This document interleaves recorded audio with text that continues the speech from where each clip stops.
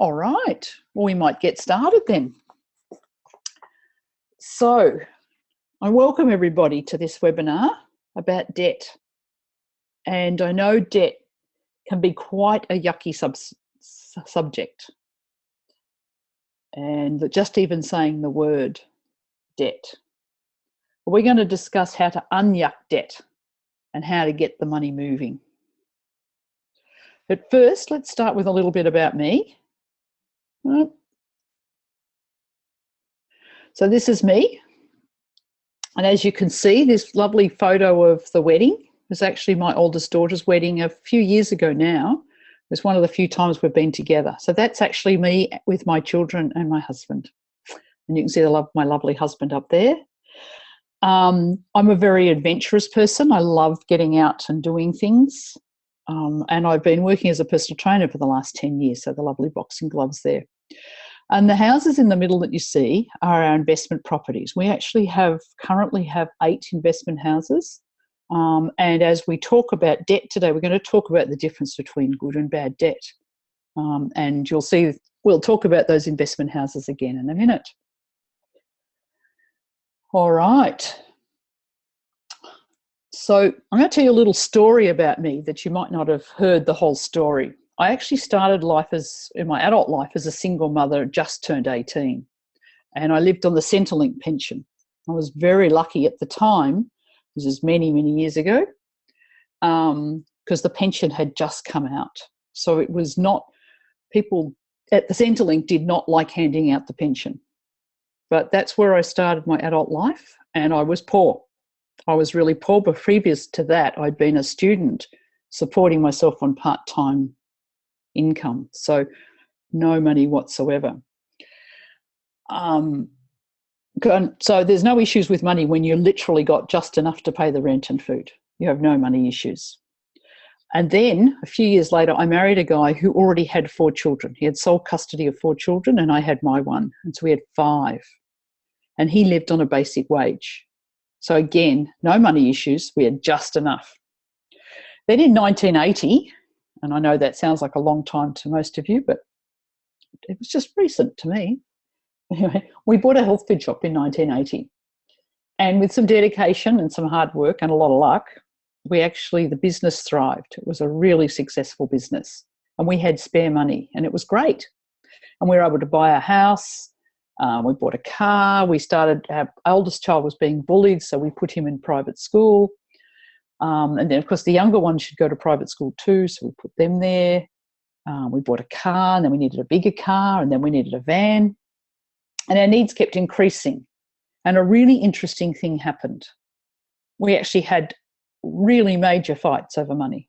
We were having more and more and more fights over money. And you'll often hear money actually becomes a really big issue in a marriage.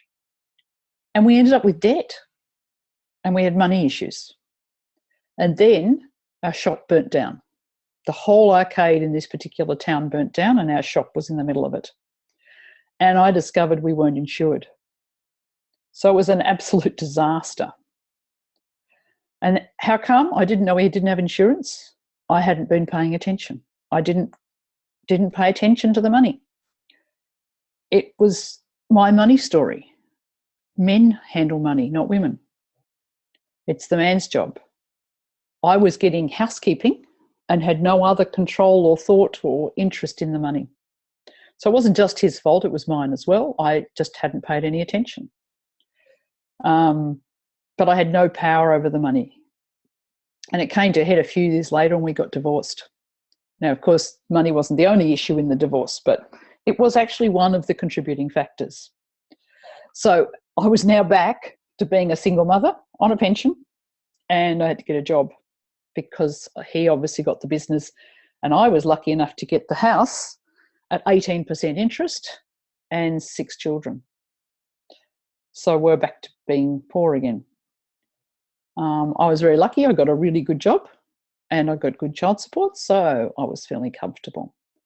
Then I decided I ran into another gorgeous man and moved. So moved and lost my job, obviously. Well, left my job, didn't lose it. And also lost the pension. And the guy I married ended up, he was paying child support. So most of his income was going into child support. So it's really been a roller coaster ride. And we started fighting about money as we ended up investing in businesses and doing fairly well. And again, we started fighting about money.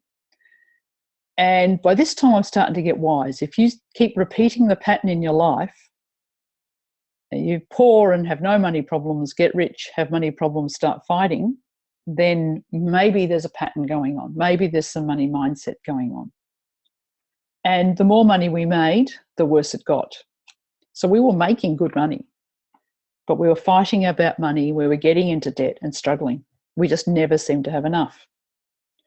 We started going to seminars on property investing and money management and self-development. And I heard a statement called, "The way you do money is the way you do everything." And that's a really important statement. And if you're taking notes, I'd write that down. The way you do money is the way you do everything. So I didn't really understand it at the time when I heard it, but it's one of those statements you just thought, this is important. And so I started on a journey of learning about money mindset. And I'd go to seminars and they'd talk about your money mindset and your family of origin and the things that you'd learnt in your family growing up about money. And I had no idea. I couldn't find mine. And then I realised one of my money mindsets was we never talked about money. Money just wasn't an issue. So these are the ones I discovered. Easy come, easy go. Men are the breadwinners and women earn play money. I was actually talking to a friend yesterday, and her mother had run a childcare centre, and yet they still called it the mum's play money. And yet she probably earned the same amount of money as the husband. And I've heard of women who even earn more than their husbands, and yet it's still not seen as the breadwinner or the main income. It's just play money. And that's certainly what I had always seen my income as just play money. So you don't take it seriously. It's not important. You don't track it. You don't think about it. Even over the last number of years, I've earned money in cash, and it just sits in a cash drawer, and someone wants money, they just take it out. So it's not real money. It's just play money. But since then, I've been learning that once you start having a pattern and you have these stories, you keep doing the story. So we didn't talk about money in my family, and I had never really understood about money. And so as I've been on this journey now for probably 6 years about learning about money, it's absolutely amazing. Just like, wow, I didn't realise all this stuff about money. And so what are your money stories? What have you been learning? What did you grow up with? And if you don't know what it is, think about the amount of money you've got in your bank and the amount of money that you've got in debt, and that tells you your money story. So if you're in debt and there's not much in the bank, you know you have a money story that's holding you back. And how do you feel about debt? Do you feel that are frightened, scared, worried? Does it keep you awake at night? And are you seriously in debt? And this also tells you about your money story. So let's discuss what debt is. So there's a thing called good debt and there's a thing called bad debt. So it's not really just one thing. There's actually two quite separate things. And there is such a thing as good debt.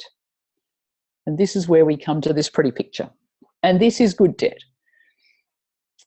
Now, for those of you who think I'm not in debt and I don't have an issue with debt, and I don't know if we've got some on the call, but I know a few people ask me that question. It's like, well, I'm not in debt and I don't have any issues. This property here we own is in Brisbane, and we're in debt to the tune of 1.2 million for this. So how does that make you feel to think of being $1.2 million in debt? And that's a really important point, because this is good debt, because this particular property is worth about 1.8 million and brings us in $10,000 a month income. And that's what makes it good debt. not so much the level of debt, but the fact that the income coming in covers the mortgage, it covers the rates, it covers the electricity, it covers the maintenance, it covers all of that, and there's still money left over. That's how you define what good debt is. But for those people who feel that debt's not a problem for them, so Lou, you're saying you only see the original page. Okay, Dave, am I managing to click through?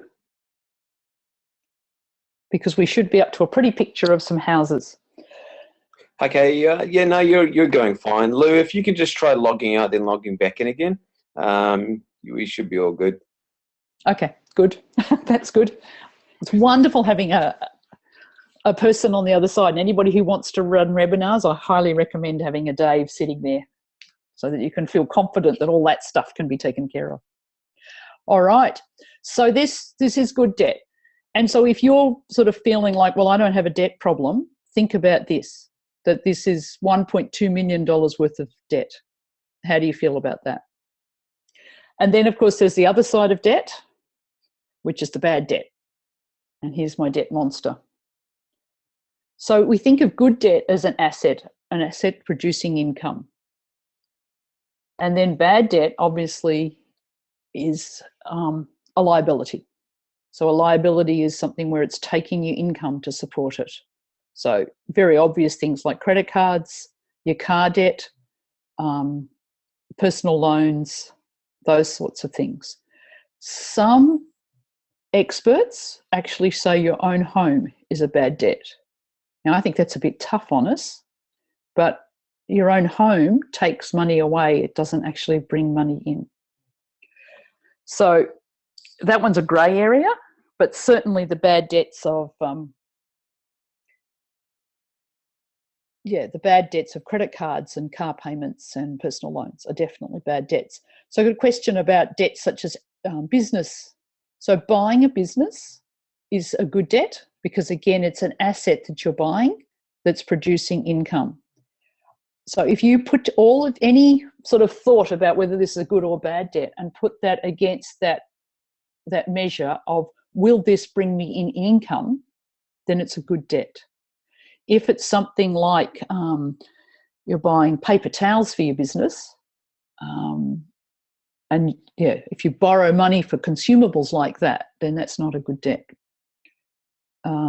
Advertising, so it will earn you income, but it is something that, you know, if it's an ad in a newspaper, it will come and go. So borrowing for that can be a problem, but it does come under the business criteria. And so if you can show that that's definitely bringing you in income, then that's a good debt. As I said, when it comes to your own house, it's a grey area because obviously houses do go up in value with capital gains. So they have value, but all of the expenses that are going with the house, so your mortgage, your rates, your insurances, all of those are actually coming out of your after-tax income. So that's where they get their name, the bad debt. But if you build some renovations into your house and the renovations take your house price up by that amount, then that's okay. And obviously you can cover the debt, then that's fine because that's adding to the value of your house. And that's where if you watch the renovation shows, sometimes they will do renovations that are just way out of league of the house that they're renovating. It's just crazy. The Cherie Barber, when her renovation, she will actually talk about only use 10% of the value of the house and use that as your renovation, because anything more than that, you probably won't get the money back. So that's the way to judge whether those sorts of things are good debt or bad debt. So talking about our bad debt, and if you have some feelings about your about debt of any sort, think about the feelings that it's bringing up. So if you have these feelings of panic or overwhelm or feeling sick in the stomach, it takes all of those good intentions of making money and takes them away. You just cannot. They're putting all those good intentions into a black hole. The law of attraction that we talk about, remember, it's whatever you focus on is what you'll get. And so if you're focusing on, oh no, I've got this debt, I'm panicking, how am I going to do this? This is a problem. You're worrying about it, staying awake at night. You're actually focusing on the bad debt. And those emotions will continue. And so you're actually going to spiral downhill. And debt triggers this stress response for millions of people. I mean, debt is just one of the main stresses in our life. Panic, stress, wondering if it'll always be this way. Yeah, that's right. And so you're putting that focus on, I've got this bad debt, what am I going to do?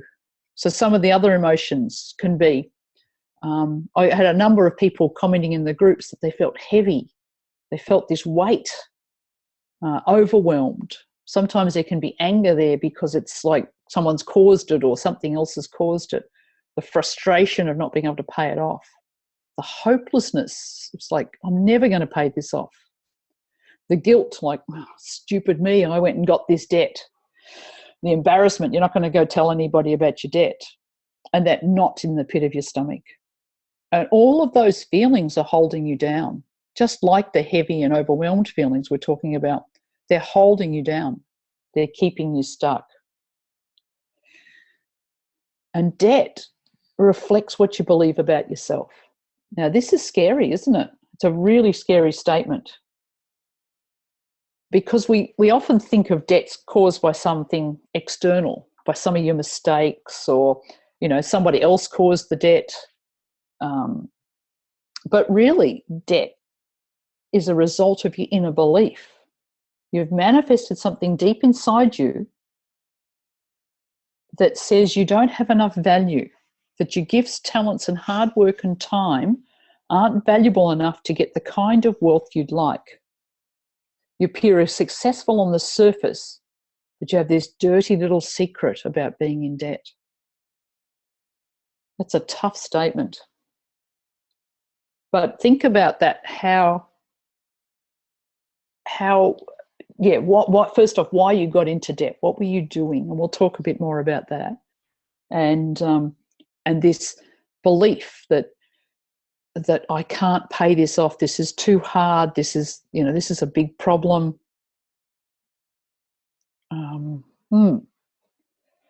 So it's a tough statement. So the stress response. So how do we get to this spot? So as we see here, if you've got anger, fear, hate, disgust, frustration, all of those are high emotions. And while we have that level of high stressful type emotions, we actually disable the thinking part of our brain. They've got excitement and love in there. We all know that feeling when we first fall in love. That also seems to disable our thinking part of our brain. But all of the negative emotions, and this is our stress response. And of course, at the same time, it's spreading negative hormones through our body. It makes our heart race. It makes us feel sick in the stomach, sweaty palms, all sorts of feelings that we get when we have these emotions. Whereas if we're in a low emotion, a calm and relaxed state, then our brain can work, our thinking, our good part of our brain can function.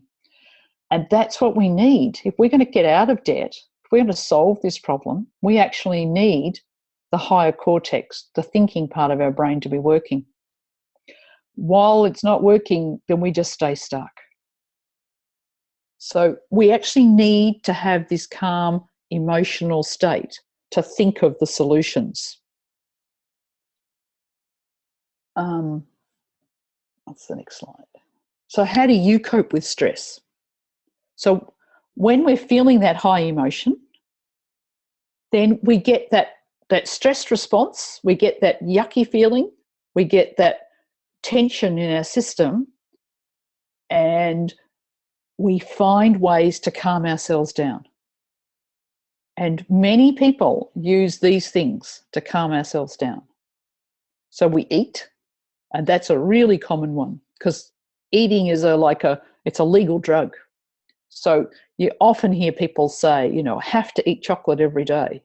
Well, really?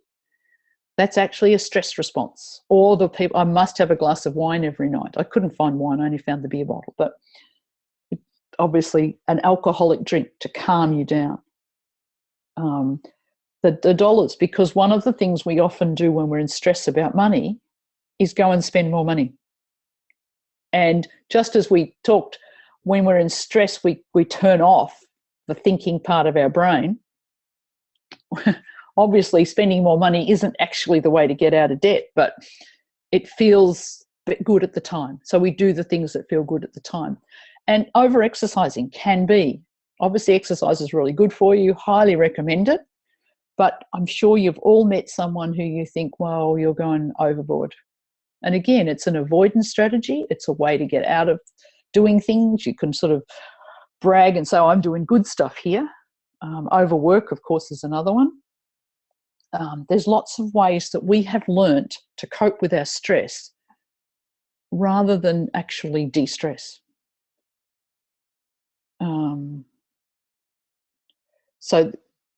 Okay, we've got a question here about debt we incur on self-development, advertising, marketing, coaching. How do we manage our mindset around that? I think the best answer is to think about whether this is an asset producing income. And so I highly recommend self-development and obviously marketing and coaching. They're all really important parts of a business. But if you're getting into debt for them, then I would be concerned, because you need to put some of your money that you earn in your business aside for those business expenses. So coaching, self-development are like a business expense. But if you're going into debt for them, because they're going to produce income sometime in the future, it's not an asset. It's not something you can put on your balance sheet. So I hope that answers that question, and maybe as we go through, you'll get some more feelings of that. So these are ways to cope with stress. These are not good ways, but there are ways that most of us cope with stress. They're to dull the pain, the negative emotions, to try and not think about the problem. And often you'll feel worse afterwards. So we are being driven by our subconscious mind. Our conscious mind is our thinking mind. So our thinking mind is saying things like, you know, we need to save more, we need to spend less, we need to, you know, I shouldn't go out to dinner so often. These are all our rational, sensible, practical minds. And yet we find that we don't do what we say we should do. We often have things we should do, you know, or you shouldn't do, like I shouldn't eat a block of chocolate each night. I shouldn't have 3 glasses of wine each night. And yet the subconscious mind just sort of tricks in when that stress response comes, and we find ourselves doing those things. So even though we know we shouldn't, and the conscious mind is saying, let's not do that, the subconscious mind is driving us. So it's the habits, the addictions, and the long-term memories. So this is coming from how you grew up, what your parents were doing, what you saw happen when you were a child. And these are our subconscious mind, and this is much, much stronger. So our conscious mind's only about 10% of us, and our subconscious mind and our unconscious mind are the other 90%. So obviously the unconscious mind is doing things like beating your heart and allowing you to breathe and things. So that's a really good part of our brain. But this subconscious mind is the one that we really need to work with, because it's the one that's causing our actions and reactions and our thoughts. And this is where our family's money story is being stored. And this is where we're dealing with the stress. And so if you can focus on reducing and eliminating all your negative reactions to debt, you can free yourself from the old beliefs and emotions that are keeping you in debt.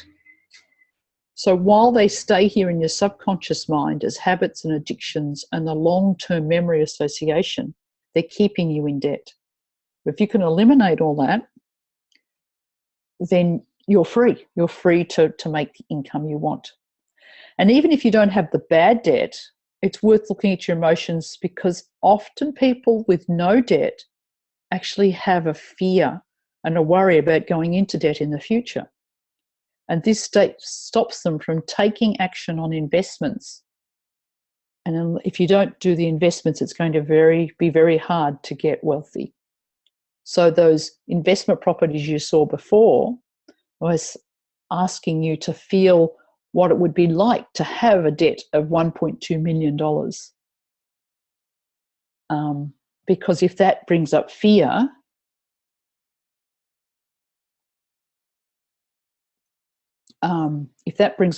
then you know that that's holding you back from investing.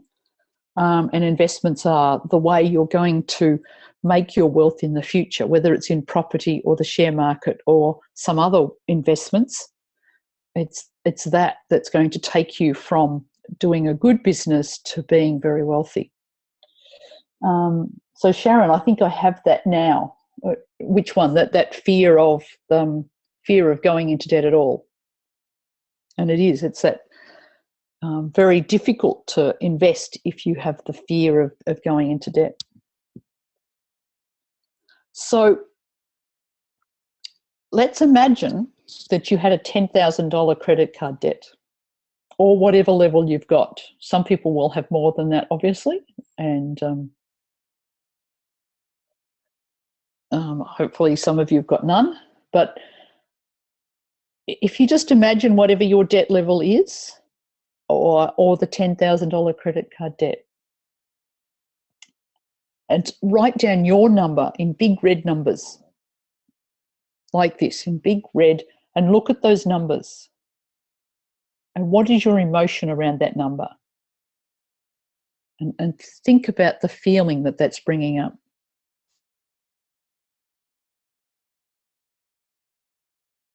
Yeah, so Sharon, it's the going into debt. So you've paid everything off, which is absolutely fantastic and wonderful. But if you want things like investment houses, you actually need to go into debt. And that's a good debt because it's an investment. And that's where the emotion of the fear of going into debt again, even when you consciously know it's a good debt, it's the unconscious, subconscious mind with that fear. And so for you, you don't look so much at the credit card debt, but look at the debt that you would have if you bought an investment house.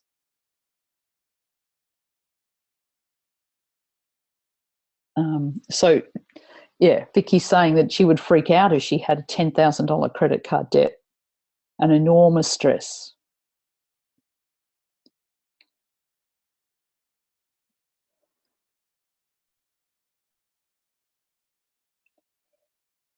And Sharon, your partner holds you in our investment properties. I'm not so worried about them. Maybe it's because it's not my money.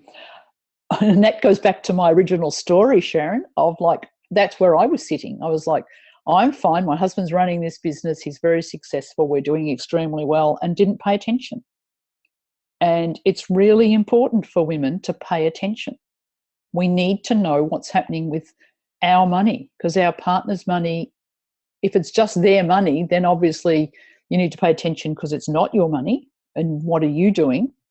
And if it's our money, then you need to know what's happening. And for all sorts of good reasons, not just, that they might be doing something wrong, but you need to know what's going on, and we need to pay attention. And as women, I think we haven't paid attention to money enough. We haven't listened to the money. We haven't educated ourselves about money. And yet it's how the world works. It's not something that we can just ignore. It's actually how the world works. And yet we don't pay attention. So, we hear about the stock market and it goes up and down, and, when we don't pay attention. And yet that's actually affecting our lives, Australia's economy, the world economy. And we actually, it's very valuable to understand how this money world works.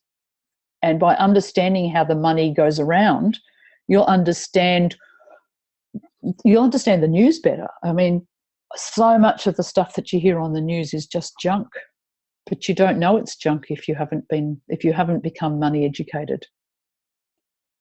And they like to do the fear on TV, and you can get caught up in that fear because you don't understand what it's talking about. And yet there's no need to be fearful. It's just news producing today, and tomorrow it'll be different.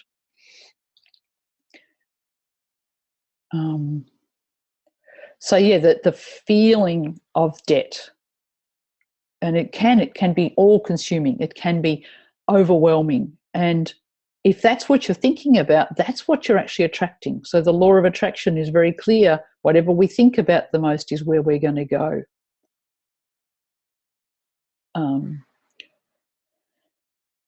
And Sharon, that's a wonderful.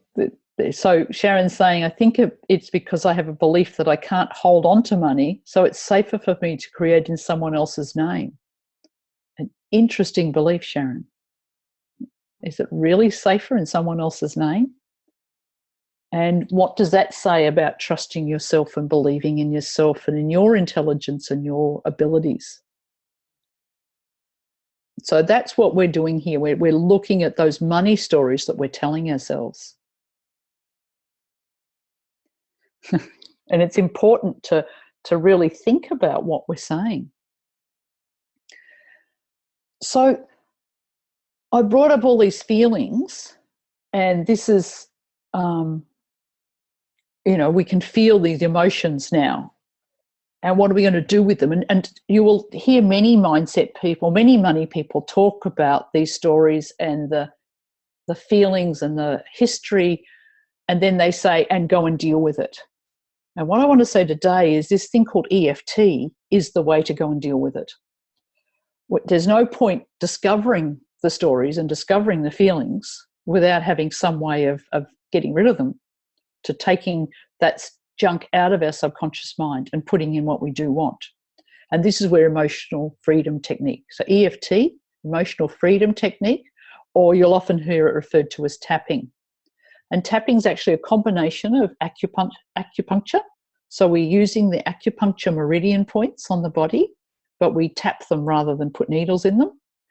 And a combination of some modern psychology. So the cognitive behavioural therapy or talk therapy, which you've probably heard about whenever you've been to a counsellor or a psychologist.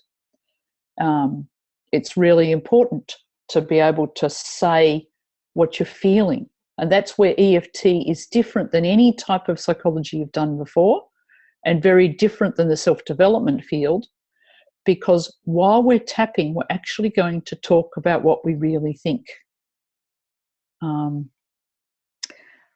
How it works is it actually reduces the stress.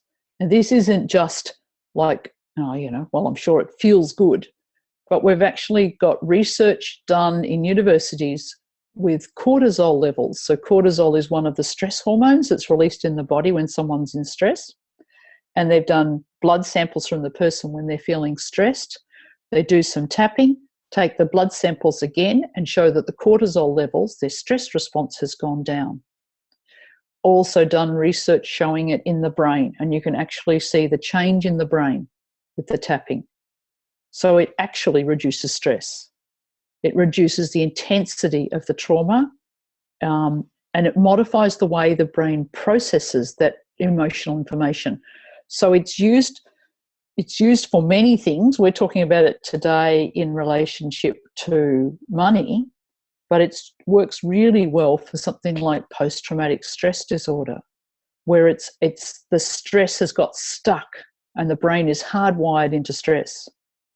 And by the tapping, you can actually rewire that process and calm down that, what we call the amygdala, which is they call it the smoke detector part of the brain. It's looking for the stress problems, and it actually rewires it and calms it down. And so for really big traumas, like post-traumatic stress, there might be, you will still remember the incident. It's not like they're wiping your memory, but it no longer triggers that stress response. And we can do the same with the debt. So instead of having the feeling, you know, I say the word debt and you immediately feel the tension and stress. We say the word debt and you go, yeah, that's just the way, you know, we have good debt and bad debt, and I have some good debt and life's going really well. So that's how EFT works, is in a very 5-second summary. But think about it as rewiring the stress response in the brain and reducing that stress level.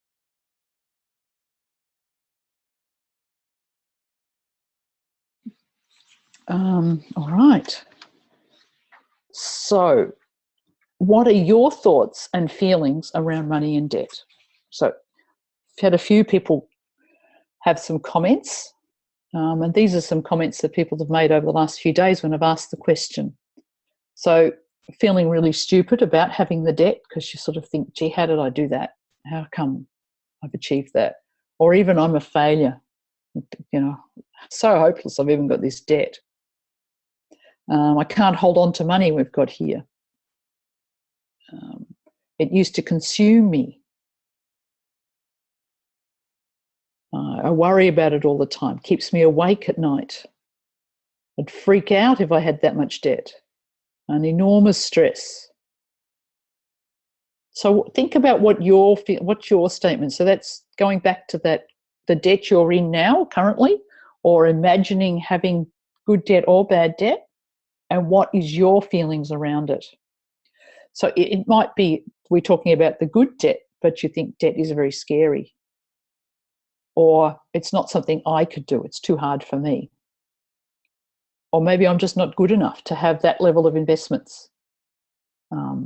We probably have about $5 million in debt. So do you think you're not good enough to manage that level of debt? So it does not the amount of debt you're in, it's the amount of income that's coming in to cover that. So what are your thoughts and emotions about that, and how are you feeling? So write down those thoughts, which ones are appropriate for you, and also write down the number. So 10 being, I can't even think straight. I'm so stressed here, I can't even write it down. That's sort of a level 10 stress. And obviously a level 0 stress is, no, I could be in as much debt as you like and it doesn't have any impact on me whatsoever. If it was bad debt and you had that oppression, then I'd be looking at your money mindset and money programming. If it's good debt, that's great. So what I'm going to do now is we're going to do a little demonstration of doing tapping on some of those feelings. So if you could type in what feelings have come up for you, and I'll just go through these tapping points for those who don't know them. So you can see here the top bit there, it says the karate chop point. So on the side of your hand, next to your little finger, and we start there. We actually do a setup statement. So we're actually going to state the problem, and then we're going to finish with, I love and accept how I feel. Because it doesn't matter what you're feeling, it's your feeling. You're going to accept it because this is the way you are. Then we have the eyebrow point. So you can see there between the eyebrow and the nose. The side of the eye, so it's on the bone, on the side of the eye there, just on the eye socket. And then under the eye, again on the eye socket. So we tap firmly, but obviously not hard enough to hurt yourself. Then we have under the nose, so just in that bit between your nose and your lip. They call it the chin spot, but it's not actually on the chin, it's actually on the crease above your chin and under your lip. That's the chin spot. The collarbone spot is a little bit harder to find, but it's down, coming down from your sternum about 5 centimetres, and then go in towards your chest 5 centimetres. And if you feel around in those spots, you might actually even feel it's a little bit sore. And some books you'll see it referred to as the sore spot. It doesn't have to be sore on everybody, but it often is. Under your arm, so it actually is where your bra strap crosses under your arm. And again, I find this can be sore in people. So right under your arm. And then the last one's just the very top of your head, which is easy to find.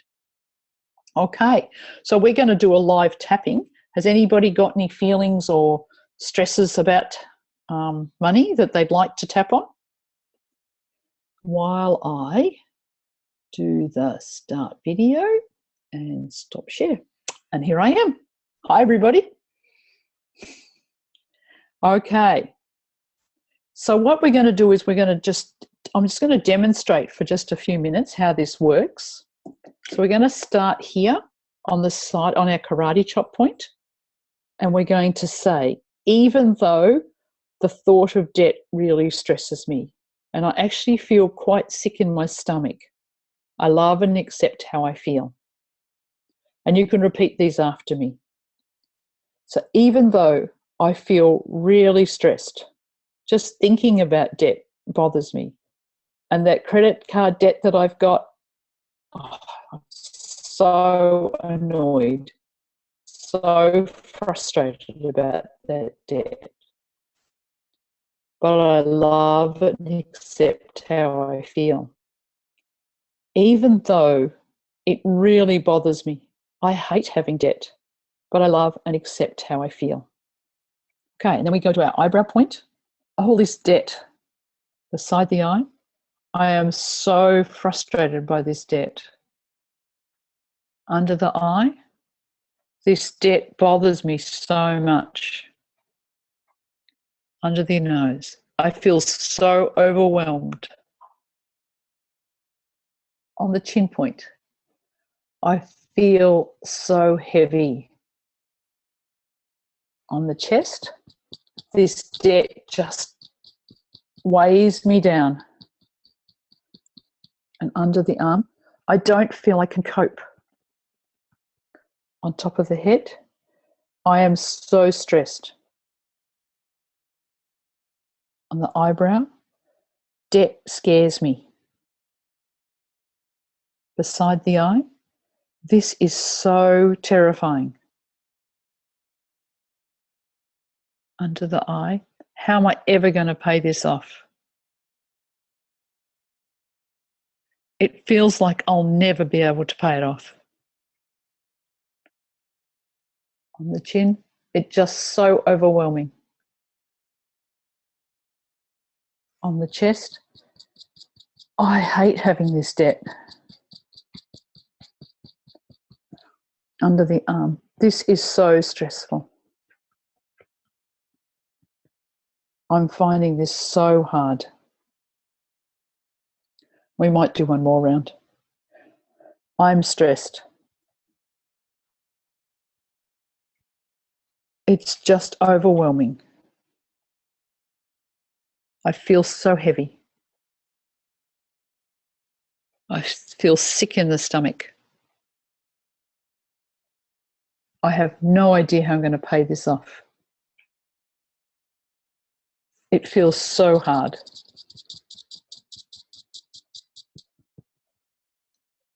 This is unfair. I am stressed. Okay, and now we take a deep breath. And always valuable to have a drink of water. Because we're not just saying words, we're actually shifting thoughts and feelings that have been stuck in our system, and sometimes since childhood. And obviously, if we were to do this one-on-one, we would be going further into the childhood type issues of the memories that you have about your family growing up. Oops. Hope I haven't wrecked it. And there. Okay. Is that everybody can see that now? Except I've lost my chat box. Uh-oh.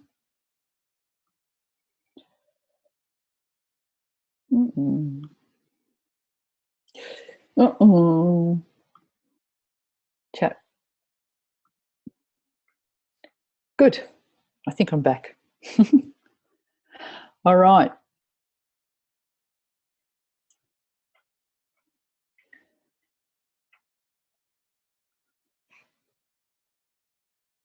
So now, having done that tapping, how do you feel?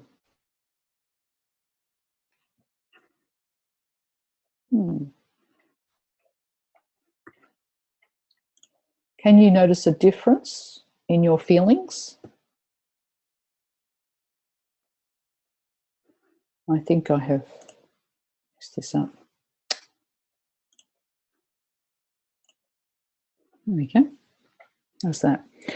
Can you notice a difference in your feelings? So when you think about those feelings, good. Thanks, everybody. You can feel a bit lighter. Yeah. So you're taking that heaviness, that stress, you're taking that negativity out of your system. And it's more than just a thinking thing, it's actually taking it out of your system. And that's one of the things that can happen. It's while we tap, you realize you go into different things. So you have different thoughts that pop up, and it's important to pay attention to any thought that pops up. So it might be a memory from childhood, or it might be a realization that you're not tapping on the right things. So it's not the debt that scares me, it's the thought of making income. So that's right, always found a way to pay off your debts, and when you're working for someone else. So the fear of working for yourself now. Tingly, lovely Vicky, feeling lighter. It does. It's amazing how much you can feel the cells releasing. And sometimes when you have really big releases, you actually really can feel quite different. And so that's why it's important to drink. And if you have a long session with someone or with yourself, make sure that you look after yourself. Take time, realize that this is a big shift in your system. Okay. So any questions? So this is your chance to ask me questions. Fear of working for yourself. It is, isn't it? If you've never worked for yourself, if you've always had that income come in, and some days you work a bit better and some days you work and you get holidays and you get sick pay, and working for yourself is quite a different experience.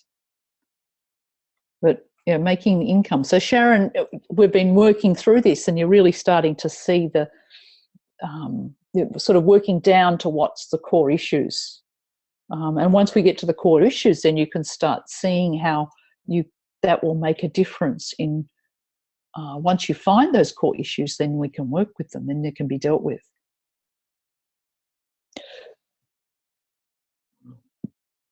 Yes, so if a thought comes up, so if you're doing this just with yourself, you obviously have the really good ability to just change. So if you realize that it's gone from the fear of getting into debt to the fear of you are now responsible for the sole making of your income, then tap on those feelings. I'm now afraid of where are my customers going to come from? What happens if I don't have any customers next week and I can't pay my bills? So tap on those things. And fear of not being good enough, that's a absolute yes. We often come down to not feeling good enough. So yeah, listen to those thoughts that pop up into your brain. They're very important because they're the things that are telling you what's going on in that subconscious mind, and that's what we're looking for. What's going on in the subconscious? So we know the stuff on the surface. We know that paying off the debt's pretty scary and it's hard. But what's the subconscious thoughts? And there'll be things deep in there, like you watched your parents fight about money. You watched your parents in business and saw how much hard work that was. There's, if your parents were broke or went broke at some point, then there's the fear of repeating that pattern.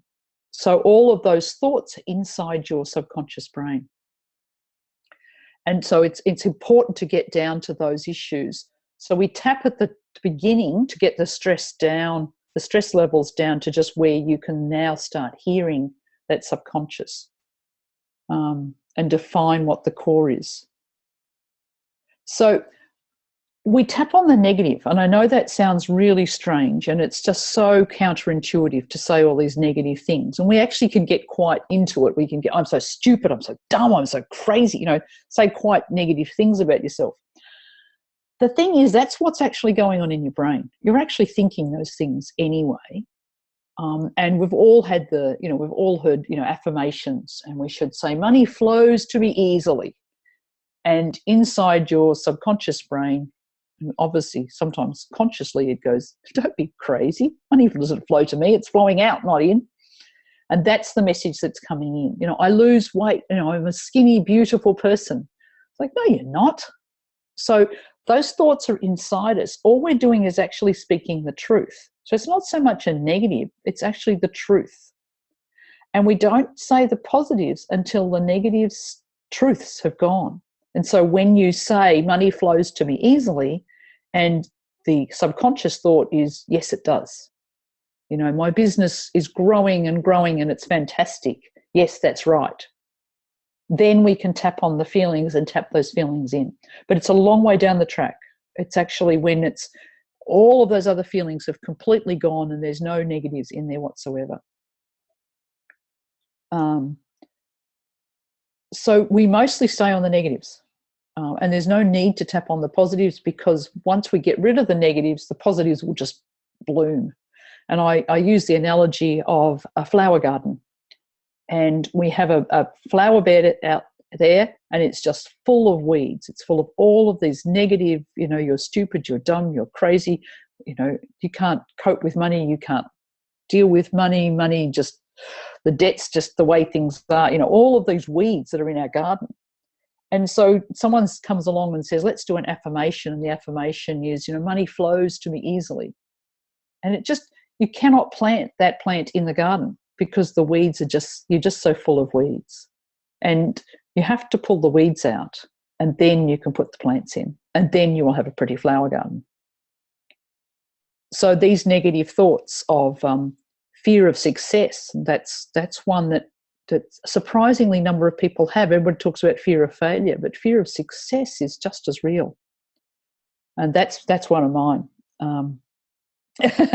I mean, eavesdropping, Jess, fantastic. That's what I want to do, is tap into those feelings. So any other questions about tapping or money issues? While you're thinking about that, I obviously have a really fantastic offer for you. So I'm running a 5-week course. So just a short course. And it's going to be full of videos and workbooks. And we're going to work through these money issues to find out what your issues are, to dig deep into those subconscious beliefs and find out what yours are. And going back into your family of origin, what were your father's stories, what were your mother's stories, and maybe even back to your grandparents. So for many of us, our grandparents grew up in the Depression, through the Second World War. They had quite a few beliefs about scarcity. And they taught them to us.